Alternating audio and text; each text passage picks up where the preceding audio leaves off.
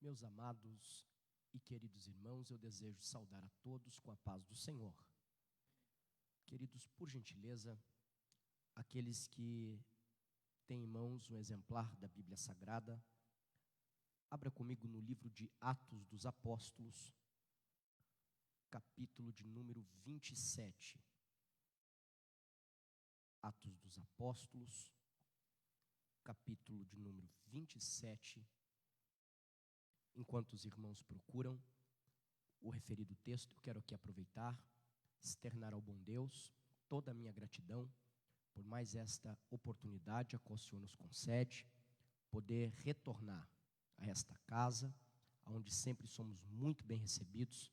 Para nós é sempre uma grande alegria, uma grande honra, é um privilégio poder servir os irmãos com a palavra de Deus.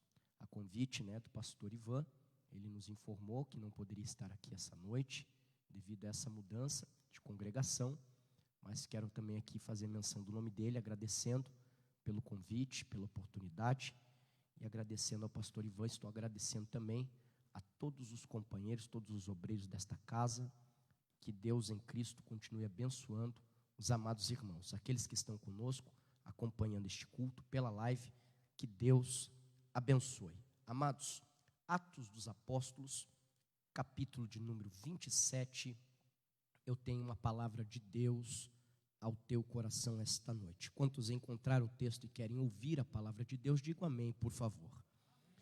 Está escrito assim: e quando foi determinado que navegaríamos para a Itália,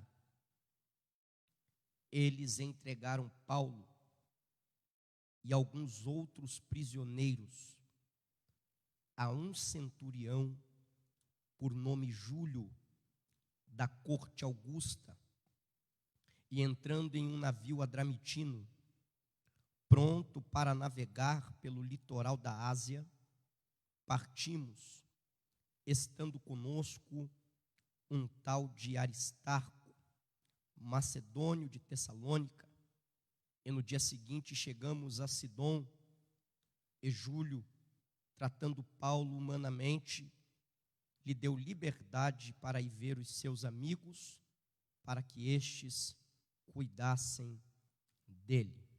Amém? Tome seu assento, por gentileza.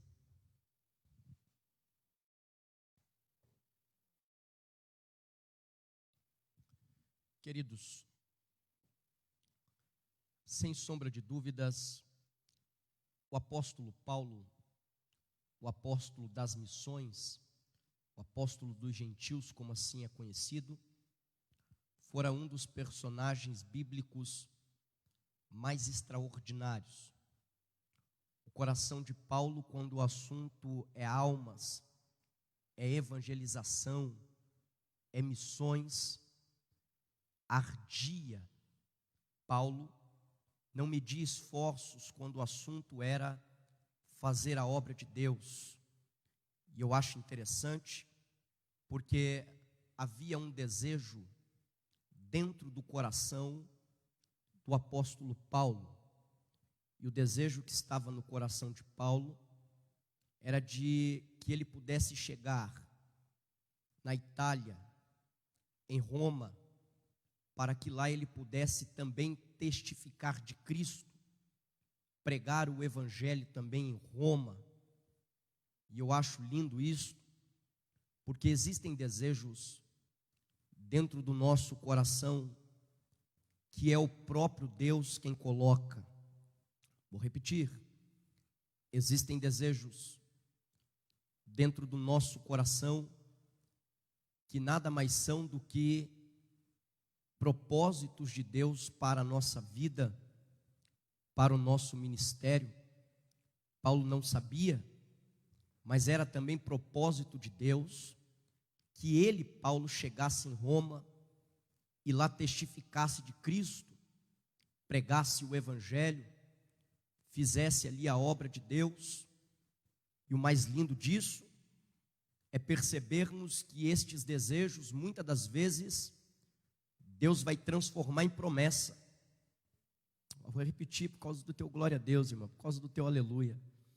Existem desejos do nosso coração que Deus vai transformar em promessa. Deus chega para Paulo e diz: Paulo, eu vou te colocar em Roma. Paulo, eu vou fazer você chegar em Roma. Importa que tu sejas apresentado a César. Eu, Paulo, estou te prometendo, você vai chegar em Roma. O Deus que nós servimos é um Deus que, quando promete, se encarrega de cumprir o que prometeu. O que eu acho interessante é que Deus faz a promessa, mas não revela o processo para o cumprimento da mesma. Deus fez a promessa, mas não revelou a Paulo o que Paulo teria que passar, qual seria o processo para que a promessa de Deus na vida de Paulo viesse se cumprir. Aldoir, por que é que Deus não revelou o processo? É porque Deus não conhecia o processo? Não. Deus é conhecedor de todas as coisas. Deus sabe exatamente tudo que Paulo vai passar, ou vai precisar passar, para que ele possa chegar em Roma. O ambiente do cumprimento da promessa que Deus lhe fez. Aldoir, se Deus sabe o processo, por que não revela a ele? Simples, porque tudo que Deus espera de Paulo é que Paulo creia na promessa, viva o processo e se alegre com a chegada. Tudo que Deus quer é que Paulo creia na promessa, passe pelo processo, e quando a promessa se cumprir, Paulo venha se alegrar e glorificar a Deus pelo cumprimento da promessa feita. Entenda isto aqui: o Deus que conhece o processo que Paulo vai ter que passar também conhece Paulo. E esse é outro motivo pelo qual Deus não revela o processo. Deus não revela o processo porque não há necessidade de revelar o mesmo. Escute isso, e se você aprender isso, já valeu a mensagem. Toda vez que Deus faz uma promessa a alguém, é porque Ele sabe que esse alguém vai ter estrutura para suportar o processo para o cumprimento. Deus não faz promessa a ninguém que não tenha estrutura para passar pelo processo. Se Deus te fez a promessa, é porque Deus sabe que você tem estrutura para passar pelo processo. Por mais doloroso que seja o processo, entenda, Deus já te preparou para ele. Por mais doloroso que seja o processo, entenda, Deus já te capacitou para passar por ele. Por mais difícil que venha a ser o processo, entenda, Deus já te deu estrutura. Então suporte o processo e se alegre com a chegada para a glória de Deus. Interessante, queridos, é que agora Paulo vai passar por um processo muito delicado.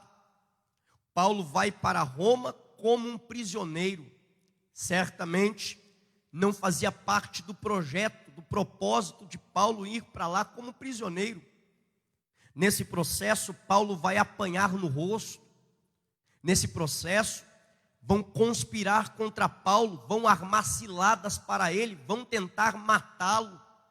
Nesse processo, vão contratar até mesmo um orador profissional para vencer Paulo. Mas Paulo consegue vencer um tal de Tértulo, orador profissional que havia sido contratado. Você percebe que o processo é muito complicado. E como se não bastasse, quando chegamos no capítulo 27, Paulo agora vai ter que encarar uma navegação muito complicada, muito turbulenta. Porque fazer missões é assim, fazer a obra de Deus é assim. Nós precisamos entender que nem sempre nós teremos o mar ao nosso favor, o vento ao nosso favor. Entenda isso. Paulo vai entrar dentro de um navio juntamente com mais cerca de 276 homens.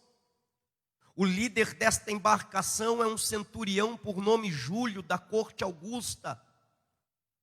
Interessante é que eles embarcam dentro de um navio adramitino e iniciam o processo para a chegada em Roma.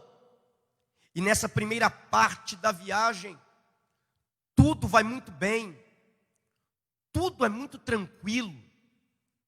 Eles vão sair de Cesareia e vão chegar em Sidom em apenas um dia. Não há vento contrário, o mar não está revolto, tudo está contribuindo. Interessante é que eles chegam em Sidom, e chegando em Sidom, a Bíblia nos diz que Júlio vai dar a Paulo a oportunidade de sair daquele navio e ir ver os seus amigos em Sidom, para que estes viessem cuidar de Paulo. Só que é lindo, só que é extraordinário. É certo que não estava nos planos de Paulo passar por Sidom, não estava na agenda paulina parar novamente em Sidom, mas Deus, em meio ao processo, em meio às navegações da nossa vida, sempre vai ter algumas paradas estratégicas. A primeira vez que Paulo passou por Sidom, Paulo pregou o evangelho, Paulo fez ali amigos, Paulo soube cultivar amizades, e agora, que não estava nos planos de Paulo passar por lá novamente, quando Paulo retorna, Paulo vai ser cuidado pelos amigos que lá ele fez. Nós precisamos entender que é necessário cultivarmos amizades, porque no tempo da crise, no tempo da nossa necessidade, são exatamente esses amigos verdadeiros que vão nos estender a mão. Alguns vão dizer que estes amigos de Paulo vão lhe ajudar lhe dando todo tipo de assistência. Alguns dizem que com palavras motivadoras, outros dizem que vão dar a Paulo calçado, vestimenta, alimentação. Alguns vão além e dizem que esses amigos de Paulo em Sidom vão curar as suas feridas, vão atar as suas feridas. A bem da verdade, o que Deus quer que nós entendamos esta noite é que em meio ao processo da navegação, você vai ter algumas paradas estratégicas que foi Deus quem marcou. É Deus quem programou, não estava na tua agenda, mas estava no cronograma do céu.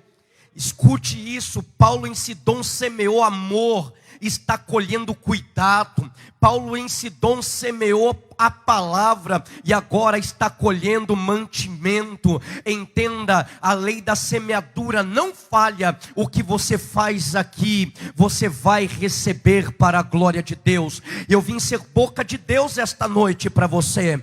Deus tem uma parada estratégica no processo da navegação, e nessa parada haverá providência de Deus para a tua vida. Deus sabe o que você precisa para prosseguir nessa viagem. Deus sabe o que você necessita para que você prossiga nessa navegação. E Deus já está levantando pessoas em Sidom para te estender as mãos e te auxiliar no que você precisa. Quantos acreditam nisso esta noite? Interessante é que agora eles vão sair de Sidom e vão viajar para Mirra. Você vai perceber que agora a viagem já começa a se tornar um pouco mais complicada. O texto vai nos dizer que agora há um vento que sopra de forma contrária ao navio. Mas o texto é tão lindo, é tão fantástico, que o texto vai nos dizer que, mesmo com dificuldade, eles chegaram em Mirra. Vou repetir isso aqui para você. O texto é claro em dizer que houve um vento contrário, que houve uma dificuldade, mas o texto também é claro em dizer que essas dificuldades não impediram eles de chegar em Mirra. Quem disse para você que pelo fato de você estar na direção certa, não haverá ventos contrários na sua navegação? Às vezes, o maior sinal de que você está na direção certa é que o vento está contrário. Só que eu tenho uma palavra de Deus a você essa noite. Os ventos contrários não vão impedir você de chegar em mirra para a glória de Deus. Tem vento contrário, mas a tua embarcação chegará lá para a glória do nome do Senhor. Eles chegam em mirra, e chegando em mirra, o centurião Júlio não está contente com o navio que eles estão. Ele quer trocar de embarcação. Ele quer um outro navio que esteja com viagem marcada para a Itália, diretamente para Roma. E ele encontra um navio de Alexandria, que estava com esta viagem marcada para lá. E então Júlio dá a ordem e diz: mudem de embarcação, mudem de navio. É tempo de vocês trocarem de embarcação, para que vocês possam chegar na Itália, em Roma, no nosso lugar de destino. Quando eles mudam de embarcação, o texto mais uma vez nos mostra que a viagem vai ficando ainda mais complicada. Se não vejamos, o texto vai dizer que eles vão navegando e já por muitos dias a navegação tornou-se muito lenta. Grave isso. Primeira coisa, a navegação se tornou lenta. Segundo lugar, o texto vai dizer que tendo passado muitos dias, eles apenas tinham chegado de fronte de Quenito, ou seja, eles desejavam àquela altura da viagem estar já muito mais longe, mas eles estão apenas de fronte de Quenito. Eles queriam estar mais longe, mas não estão. A programação deles não está dando certo. O texto vai além, vai dizer que além disso, há um vento forte que sopra de forma contrária, impedindo a embarcação deles de ir adiante. Mas o texto também é claro em dizer que eles com muita dificuldade conseguiram chegar em um lugar chamado Bons Portos. Grave esse nome. Isso aqui mexeu comigo, porque o interessante é que a embarcação deles, o navio, o processo tornou-se demorado demais. Sim ou não? A navegação está lenta. Mas o que me chama a atenção é que o importante não é a velocidade com a qual navegamos no mar da vida. O que mais importa é a direção para a qual se navega. Vou repetir: o importante não é a velocidade, é a direção. Tem muita gente navegando muito rápido, mas está navegando na direção errada. O importante não é ir rápido, o importante é ir na direção correta. Tem mais, sabe por quê? O texto diz que a navegação está lenta, mas a embarcação não está parada. Está lento, mas não está estagnado. Está lento, mas não está parado. Eu sei que nessa altura da viagem você já desejava estar muito mais longe, sim ou não? Você programou muita coisa para esse ano, você desejava estar muito mais longe, mas você está apenas de fronte de Quenito. Você queria estar muito mais longe, mas entenda, você está exatamente aonde Deus planejou que você estivesse. Não está lento, está na velocidade de Deus. Não está lento, está na direção certa. Não está lento, você não está atrasado. Você está exatamente aonde Deus quer que você esteja. Quantos podem dar glória a Deus por isso esta noite? Oriala, cante, oramaia. Sabe o que é lindo? É que mesmo com o vento contrário, eles conseguiram chegar em Bons Portos. Só que isso aqui mexe comigo, porque o texto vai dizer que a navegação aqui se tornou muito perigosa. O jejum já tinha passado e o inverno estava chegando. Essa estação gelada que chega para todo mundo. o inverno estava próximo. É nesse tempo que Paulo se levanta, lembrando que Paulo é apenas um prisioneiro dessa embarcação. Paulo se levanta e vai dizer: varões, eu admoesto vocês de que fiquemos aqui em bons portos e passemos aqui o inverno, porque eu estou percebendo que a navegação está se tornando muito perigosa. Se nós partirmos de bons portos agora, certamente haverá prejuízo, haverá danos não somente para o navio e carga, mas também para as nossas vidas. Paulo está dizendo para ele: gente, bons portos é o lugar que Deus preparou para que passemos o inverno. Receba essa palavra essa noite. Deus preparou um lugar para você passar essa estação gelada chamado inverno. Deus preparou um lugar para que a gente passe o inverno da nossa vida. E esse lugar é bons portos. O interessante é que com a palavra de Paulo, o texto diz que o centurião não acreditava no que Paulo falava. Ele acreditava mais na palavra do piloto, mais na palavra do mestre do que no que Paulo falava. Na mente do centurião, ele dizia: quem é Paulo para querer me instruir em alguma coisa? Quem é Paulo para entender de mar, de vento, de navio? Eu vou escutar quem estudou sobre isso. O piloto entende de mar, o piloto entende das estações, o piloto entende de onda, de vento. Ele sabe se dá ou não dá para prosseguir a viagem. E o parecer do piloto e do mestre era: vamos sair de bons portos.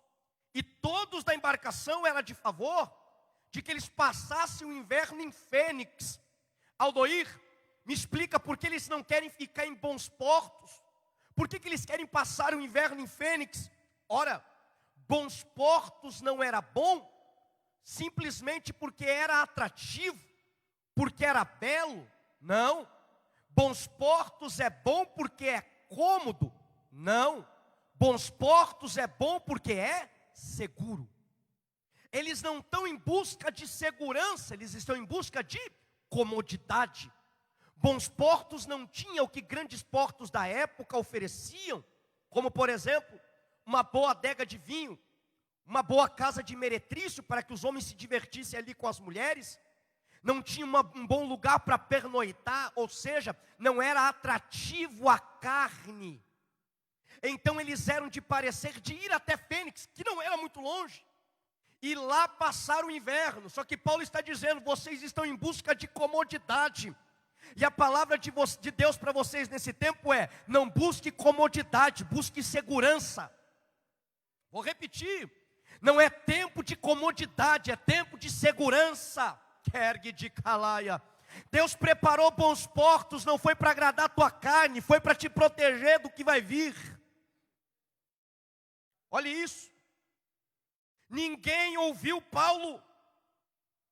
Entenda essa verdade. Todas as vezes que você negligenciar a orientação do céu, você vai ter que arcar com os prejuízos. Haverá prejuízo para quem não ouve a voz de Deus. Eles decidem entrar na embarcação e prosseguir viagem a Fênix. E quando eles vão, o texto diz que sopra um vento sobrandamente. Um vento que quando sopra parece trazer a eles a seguinte informação: vocês estão corretos, Paulo não sabia de nada, vocês estão na direção certa. Só que o texto vai dizer que quando eles pensavam já ter o que desejavam, ou seja, quando eles pensaram que já tinham chegado em Fênix, que Fênix já estava na palma de suas mãos, eles vão se deparar com um vento, ou melhor dizendo, eu gosto tanto dessa expressão, um pé de vento, chamado Euroaquilão. Ele bate na embarcação deles. E interessante é que quando esse Euroaquilão bate no navio, o navio perde todo o controle. O piloto perdeu o controle da embarcação. O navio foi arrebatado para todos os lados, ao ponto que o texto vai dizer que eles deixaram o navio ir à toa. O texto é claro em dizer que eles perderam totalmente o controle da embarcação. Na verdade, era só Deus tentando mostrar para eles que a maior ilusão deles, receba essa palavra essa noite, foi pensar que eles estavam no controle daquela embarcação. Eles nunca estiveram no controle daquele navio. Eles nunca estiveram no controle daquela embarcação. Quando o vento bate e o navio é arrebatado e eles deixam ir à toa, é Deus mandando uma mensagem para quem está dentro da embarcação e dizendo: quem está no controle da embarcação sou eu, quem está no controle desse navio sou eu. O homem pensa que manda, o homem pensa que está no controle, mas Deus está dizendo: eu vou deixar um pé de vento acertar o navio para mostrar para vocês quem é que está no controle desta embarcação.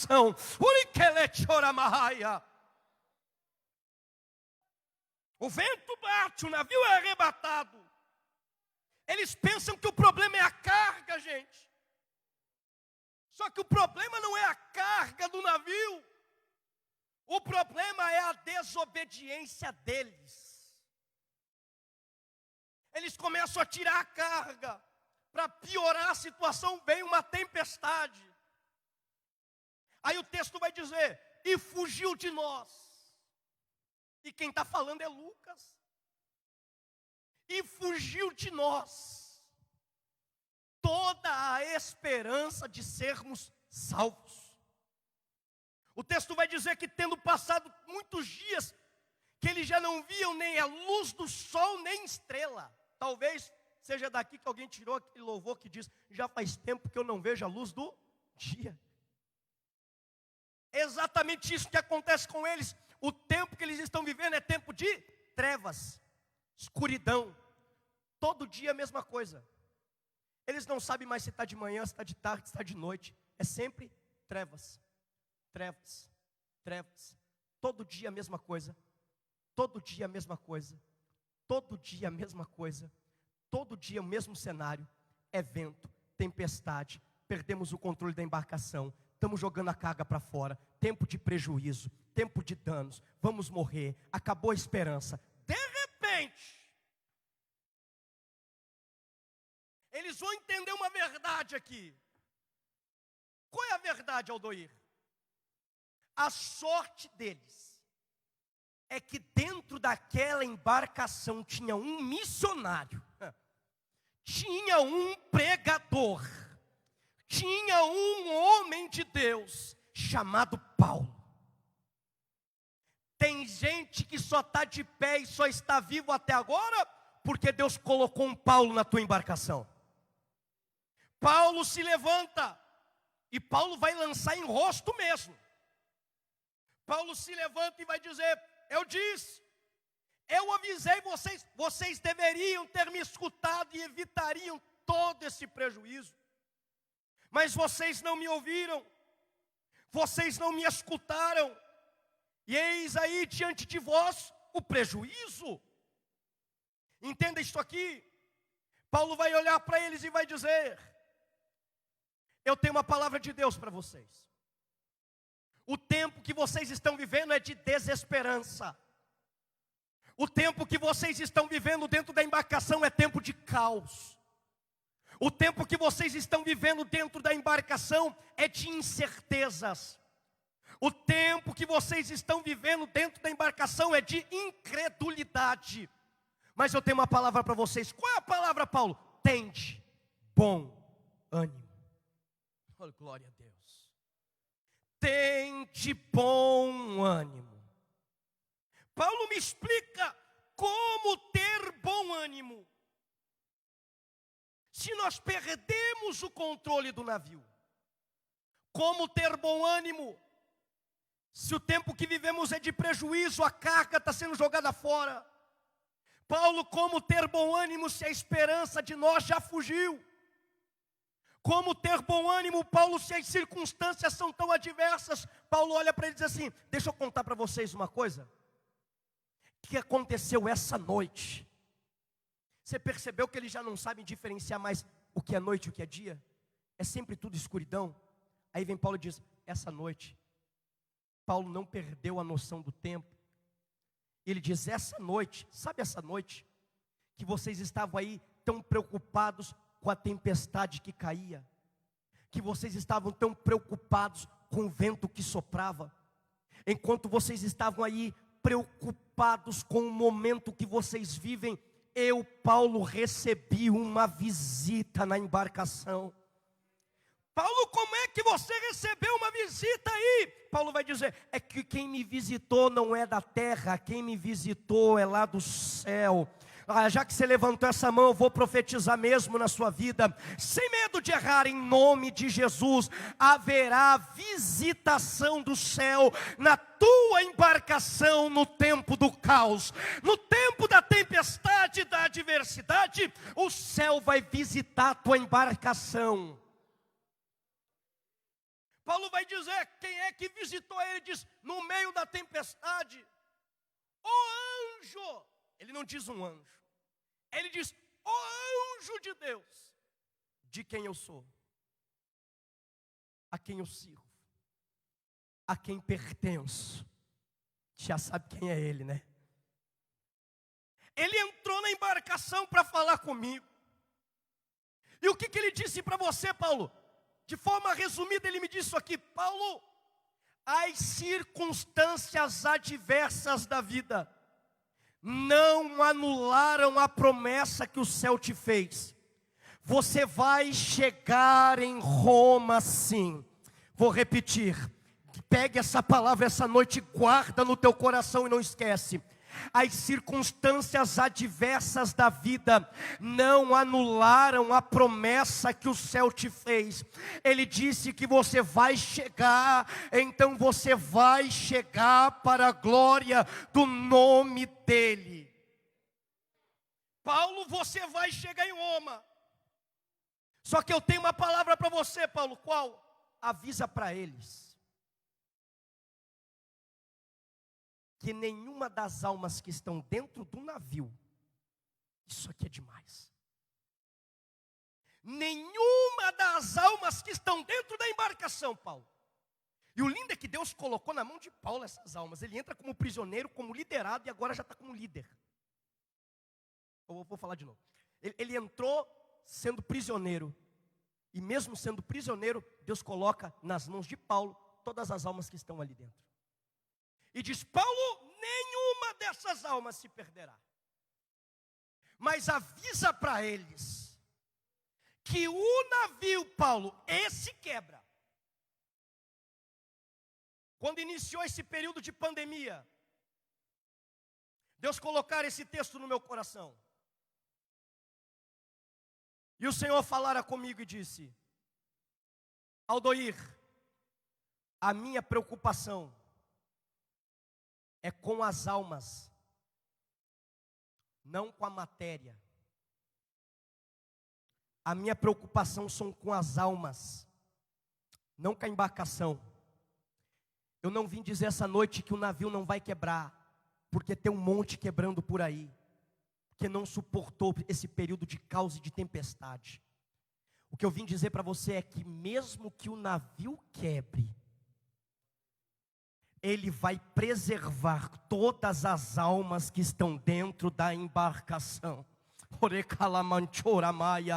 Um navio até quebra, mas ele não te perde. Um navio até quebra, mas você não vai ser quebrado. Um navio até quebra, mas você está na palma da mão de Deus, no meio desse caos. Deus está cuidando de ti. Paulo olha e diz: gente, o navio vai quebrar. E o que Deus me falou é que vai ser necessário que a gente pare em uma ilha. Paulo, fazer o que nessa ilha? Não sei, Deus não me falou. Qual o nome da ilha? Não sei, Deus não me falou. Ele só me disse que é necessário a gente passar numa ilha. Interessante é que depois desta palavra, os marinheiros, gente, Eles vão começar a examinar, ver se há possibilidade de eles fugirem da embarcação. Lembrando que a palavra é: quem ficar no navio se salva, quem ficar fora do navio morre.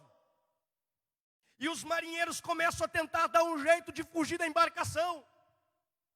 Eles deixaram o batel já pronto do lado, aquele barquinho para fuga. Só que o interessante é que quando Paulo viu isso, Paulo foi até o centurião e disse: Júlio, a palavra que Deus me deu foi: quem ficar, vive, quem sair, morre. Se estes fugirem da embarcação agora, não poderão ser salvos. Diz o texto, que os soldados vêm, cortam as cordas do batel antes dos marinheiros fugirem.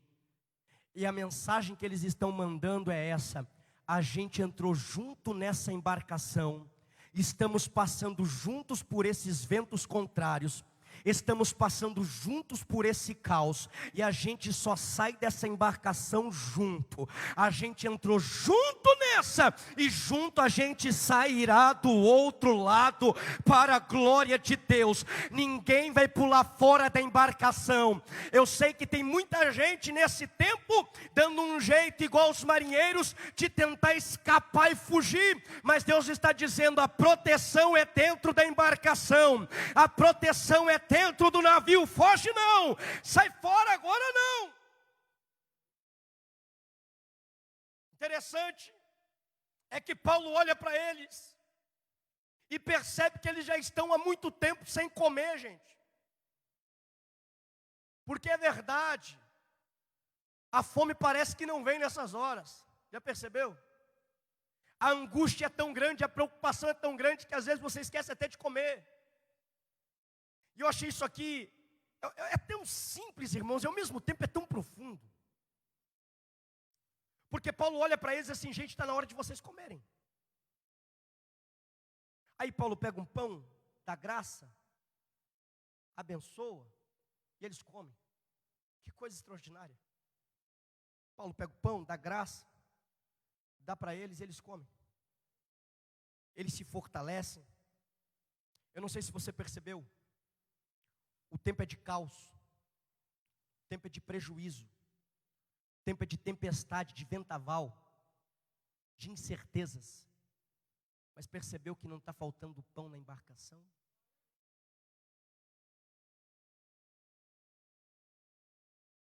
Quando eu estudava esse texto, Deus dizia para mim: Aldoir, avisa para a minha igreja que o tempo é de tempestade e de caos, mas eu não estou deixando faltar o pão na mesa dos meus filhos.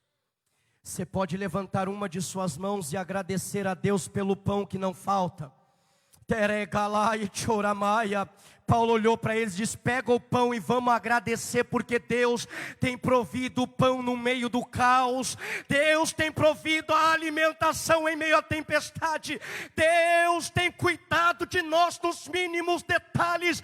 Eu acho que você tem aí motivos para agradecer a esse Deus que não te desamparou no meio da tempestade, que está provendo a tua mesa cada dia. Seja grato a Ele. Seja mais grato a esse Deus. Eia, Arachanda, que se te queremaia. Deu e de Columbi de Quemidácia. Tem pão na tua embarcação, glorifique a Ele. Deus está cuidando da tua casa, querido.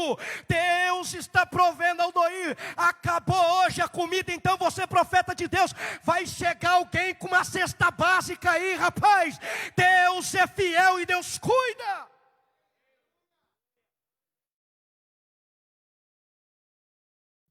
A gente fala e tem que provar na vida da gente, né? Eu fiz uma live solidária esses dias no meu canal no YouTube. E a gente arrecadou ali algumas cestas básicas para doar para quem precisava nesse tempo. E a minha casa, nós estávamos sem. Eu não peguei uma cesta básica daquelas que veio na live, porque não era o propósito era doar para alguém. Eu fui numa igreja de um pastor amigo meu pregar. Não falei nada para ele. E eles estavam no propósito de 100 cestas básicas na igreja dele. Sentei, preguei, sentei novamente, estava para ir embora, ele virou e falou assim: irmãos, alguém mais aqui sentiu de dar uma cesta básica para o pregador?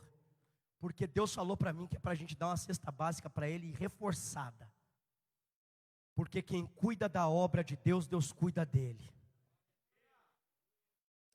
E não veio só a cesta não, irmão, a bênção foi muito maior. Porque Deus está cuidando dos seus nesse tempo. Seja grato a Ele, para a glória de Deus. Exalte o nome do Senhor. Eu já preparo para encerrar minha fala.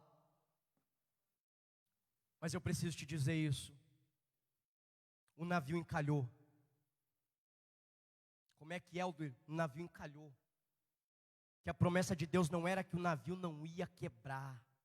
A promessa era que Ele protegeria as almas. O navio encalha e para piorar, vem as ondas. Pum.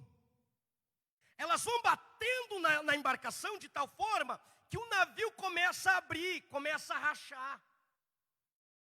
O navio está se quebrando.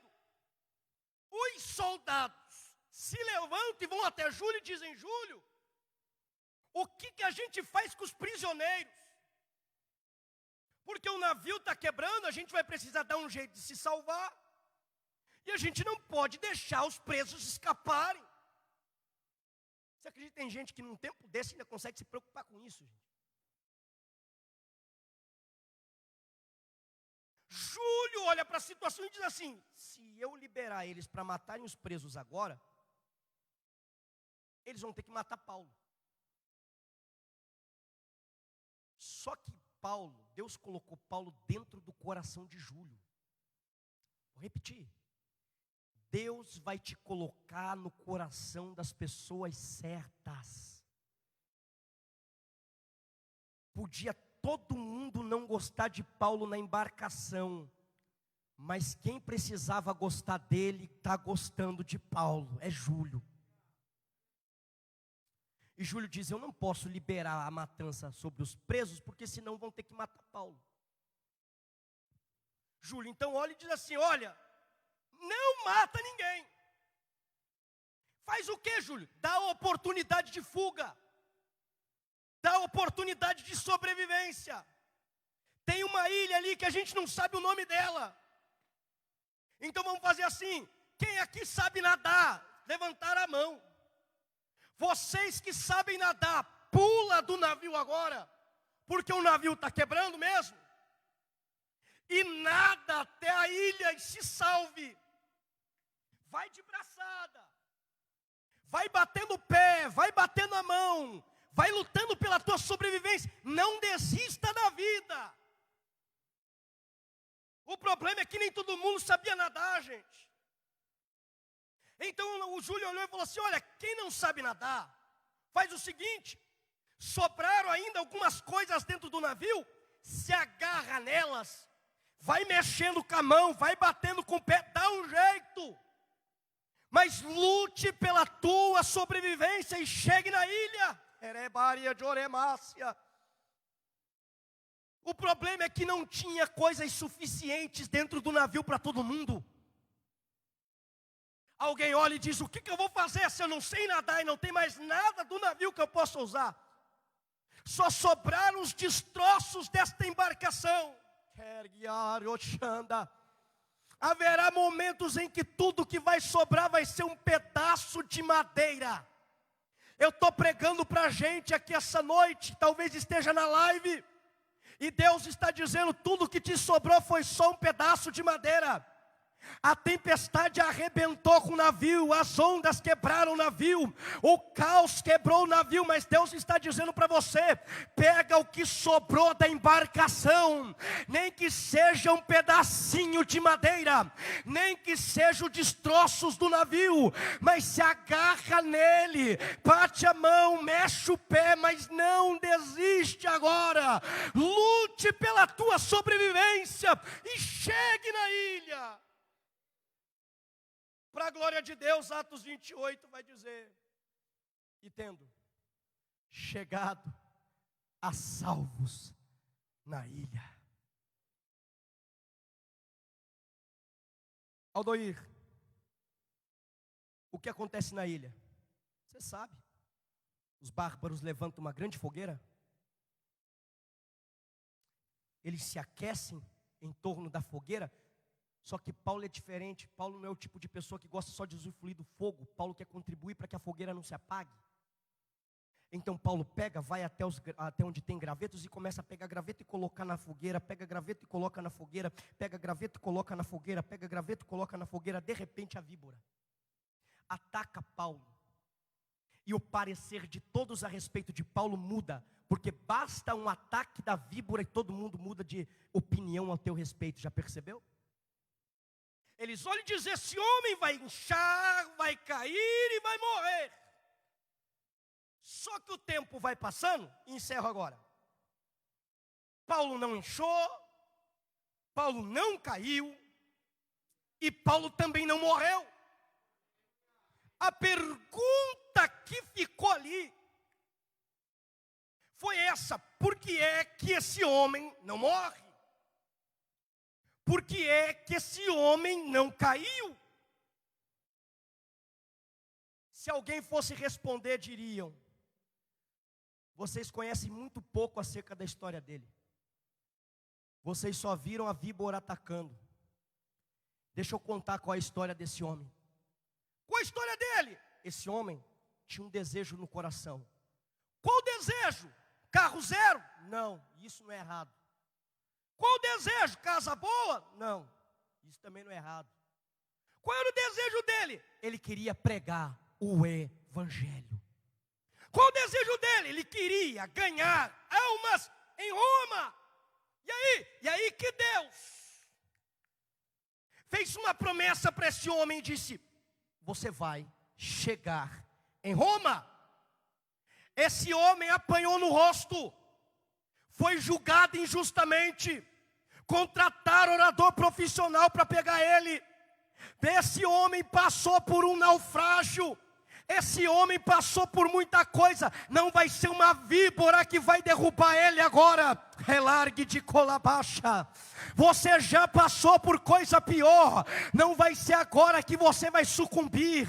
Não vai ser agora que está tão próximo de Deus cumprir a promessa que você vai parar, irmão. Levante a tua mão e não baixe, por favor. E eu encerro com essa fala para a tua vida. Qual é a palavra de Deus? Deus está dizendo para você: tudo que está acontecendo faz parte do processo. A víbora é parte do processo. A tempestade é parte do processo. Os ventos contrários é parte do processo. As conspirações e ciladas é parte do processo. Então suporta o processo, porque você vai chegar em Roma e lá vai pregar o evangelho. E eu profetizo que Deus vai te usar como um instrumento poderoso nas mãos dele. Haverá conversão, haverá salvação, haverá cura através da tua vida. Só quem recebe essa palavra esta noite, libere aquela palavra de adoração a Deus. Toque o coração do eterno agora. Alargue de corabachanda. Eu quero orar pela tua vida. Se você puder, se coloque de pé. Eu quero orar com os irmãos que estão aqui, os irmãos que estão na live. Eu encerro. Glória a Deus. Se entenda, é parte do processo. Suporta, aguenta firme. Deus está no controle de tudo. O raki de colamante oramanagai. Deus essa noite está dizendo: eu não perdi o controle da embarcação. Ela é minha, ela é minha, ela é minha. Oh, feche os seus olhos, eu quero orar essa noite. Querido e eterno nosso Deus, Calabarachondarabacandaraia. Essa noite, Senhor, a Tua palavra uma vez mais falou ao nosso coração. Nós entendemos, Senhor, que para pregar o Evangelho muitas das vezes nós vamos ter que suportar os ventos contrários, as tempestades, as adversidades da vida, a víbora, é tanta luta, é tanta dificuldade, Senhor, tão somente para fazer a tua vontade, pregar a tua palavra, mas aqui estão, Senhor, os teus Paulos, os teus pregadores, aleluia, os teus missionários, os teus evangelistas, homens e mulheres que querem ser um instrumento em tuas mãos, para ganharem almas para o teu reino. O meu pedido é, Senhor, dê a eles estrutura, dê a eles graça agora, derrama sobre eles a tua unção, envolve eles na sua presença, fortalece aquele que está fraco, levanta aquele que está caído essa noite, renova agora com o dom de línguas, aqueles que precisam de renovo, renova agora, essa irmã, esse irmão que está na live nos ouvindo agora, Senhor, arranca a tristeza, troca por uma grande alegria nesse coração, meu Deus, esses que estão nos ouvindo nessa live, alcança eles agora, renova eles agora, enche da tua unção e da tua graça, em nome de Jesus Cristo. Esse é o nosso pedido, essa é a nossa oração, assim oramos crendo, em nome de Jesus, amém. Quantos podem glorificar a Deus essa noite? Graças a Deus, Deus abençoe, agradeço a oportunidade em nome de Jesus.